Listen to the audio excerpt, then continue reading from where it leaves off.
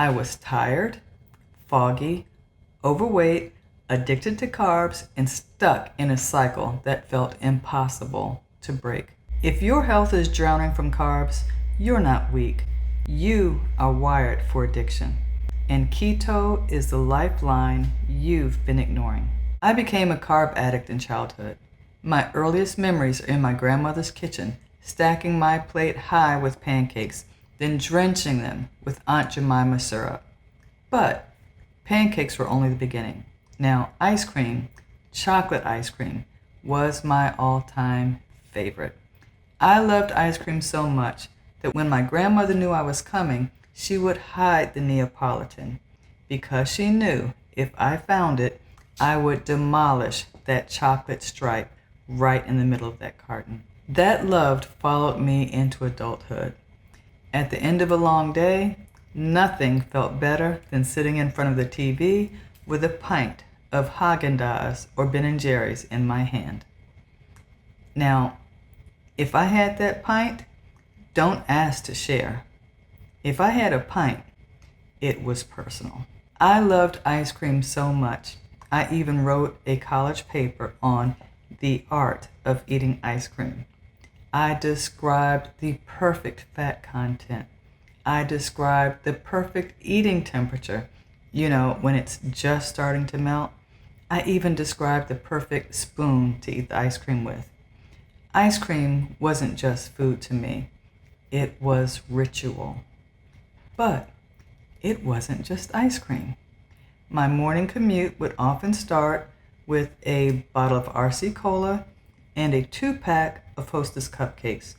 The chocolate ones with the little white drizzle on top. Or I pick up a honey bun and a massive 24-ounce Wawa coffee with about 2 inches of hazelnut cream on top.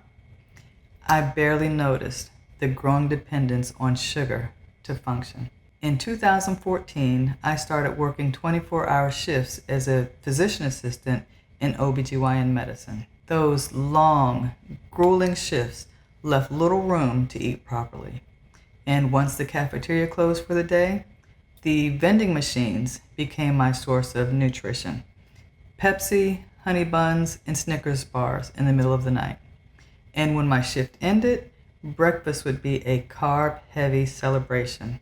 Pancakes and fried potatoes, sausage, bacon, all washed down with a Starbucks Frappuccino. I thought I was coping, but over time, I gained 80 pounds. I was consistently tired, groggy, and weighed down. After eating, I only wanted to sleep. After sleeping, I lacked the motivation to move. I blamed my long hospital hours. I told myself, you're working hard, you deserve to rest. You deserve a treat, and ice cream became my reward for surviving each brutal shift. But deep down, I knew something was wrong. After all, I was a healthcare provider. I knew the risks of obesity. I understood the importance of nutrition and exercise, and yet I felt trapped, like a prisoner in my own body. It wasn't just that my body suffered. My mind did too. I battled worsening brain fog. Conversations became difficult because I couldn't recall names. Simple words would vanish mid-sentence, and tasks felt overwhelming. I began to fear the worst. Was this dementia? I wondered. Is this just the beginning of getting older? But it didn't quite feel right. Then one small, seemingly random moment changed everything. One morning in the hospital, during another carb-heavy breakfast, a colleague looked down at my plate and casually remarked, "You sure do eat a lot of carbohydrates." That comment lingered. It haunted me. It stuck in the back of my mind.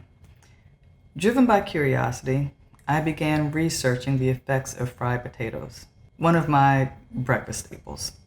The headline of one study hit me like a ton of bricks. Fried potato consumption is associated with elevated mortality. That shook me. Shortly after, I started noticing more and more articles about the ketogenic diet popping up on my social media feeds. You know how the algorithms work. And at first, I was skeptical. Butter? Bacon? Cheese? Isn't that what heart attacks are made of? Wait, what? Fat's not the enemy? Carbs are? But then I saw the science behind a high-fat, low-carb way of eating. You could eat lots of fat and still lose weight, and also address sugar and carb addictions. I was all in. I dove headfirst into the ketogenic lifestyle. The results were astonishing. I lost 55 pounds, but the real miracle wasn't just the weight loss. It was the mental clarity. The brain fog lifted. My energy surged. Tasks that once felt impossible became achievable. My focus returned. I could clearly think, stay organized, and accomplish goals. I felt truly alive for the first time in years. And as I dug deeper into the science behind keto, I realized it isn't just about vanity. Keto wasn't just a diet. It was a powerful tool to fight obesity, diabetes, autoimmune conditions, mental health, gut issues, and so much more. And I couldn't keep this discovery to myself.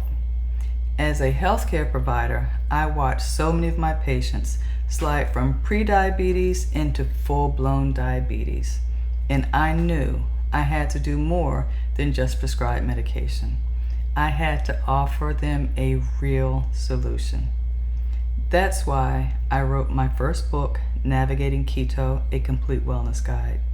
Then followed that up with the companion Keto Workbook and Journal.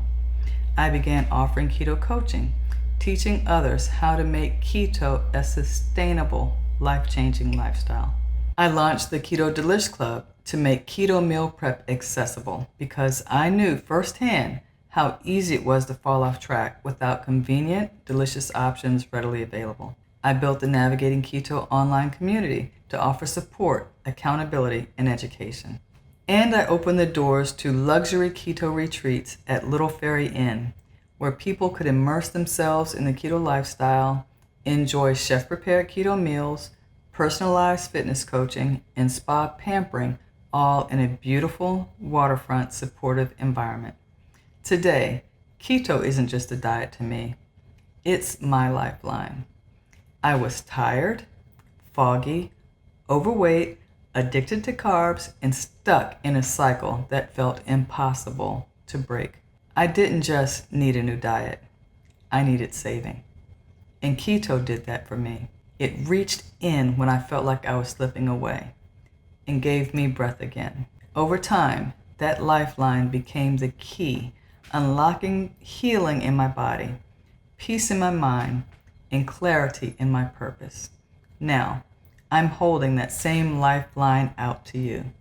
The question is, will you take hold of it before your carb addiction pulls you under?